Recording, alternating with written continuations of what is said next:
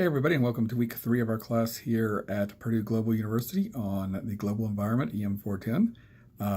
Moving right along, guys, in our subjects and topic matters this week. This is in our week we do not have a paper. We do have a quiz, so we will conduct a quiz review at the end of class this coming Monday night in our seminar. We do have our discussion boards going, guys. There are 2 boards going, so remember you do have to post on both boards on 3 separate days. Current event board and our board this week is looking at international law. So please be sure, guys, to post on 2 discussion boards and with our seminar, and that will make up our grade for this coming week in Unit 3. Haven't had an assignment yet. I think that's coming up here in the next week or 2, guys. So haven't seen an assignment yet for us. So again, those will be our 2 things for our grades. Very interesting topic this week, guys, as we are looking at international law and legal options that are available in dealing with global environmental politics. International law is a very interesting topic. The best way to describe it is there's a system of international law out there. We do have international treaties. We hear, whenever you sign an international treaty, you're bound by the legal agreements that are included in that treaty, such as the Paris Accords, Kyoto Protocols, all the various treaties on toxic chemicals, all the various other treaties that are out there on water issues, Law of the Sea Treaty, all of those kind of things create a system of international law. We also have international organizations like the World Trade Commission that's out there. They have their own system of international legal standards as well too, which a lot of the nation states are bound to.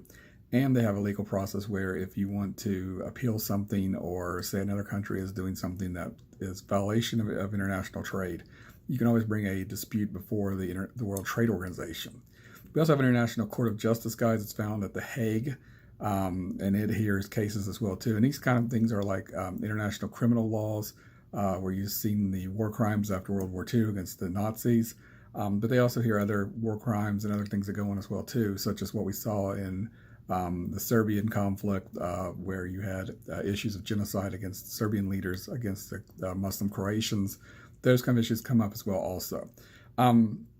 There's a weakness in international law because, again, in order to be bound by international law, nation states are going to have to agree to be bound by whatever that court or whatever that tribunal is going to say. So again, enforcement, guys, like we've always talked about, is going to be an issue at this topic as well too.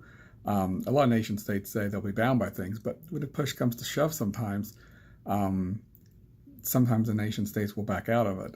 There was an issue back in the 1980s where the United States was supporting the Contra rebels in Nicaragua against the Sandinista communist government, and the communist government of Nicaragua took the United States to the International Court of Justice in The Hague about the United States supporting the rebels, creating instability within the country, mining their harbors, doing everything possible to undermine the regime. The International Court of Justice found the United States was guilty of all those kind of things, but there's no way to enforce that verdict, so we just continue to keep funding the rebels and keep funding mining their harbors and everything, and eventually the government collapsed in Nicaragua. So again, guys, enforcement, like we always said, is a very big issue as well too. Another avenue to look at here too is it's always possible to take a country into its own legal system. You can sue the United States, and our courts here are located in the United States, or you can sue other nations within their court systems, or sue the U.S. within another country's court system. So there's always that ability to do those kind of things as well too. So international law is a very interesting topic. It is the issue of whether or not it's really effective. It's a question of whether or not the nations are bound to it.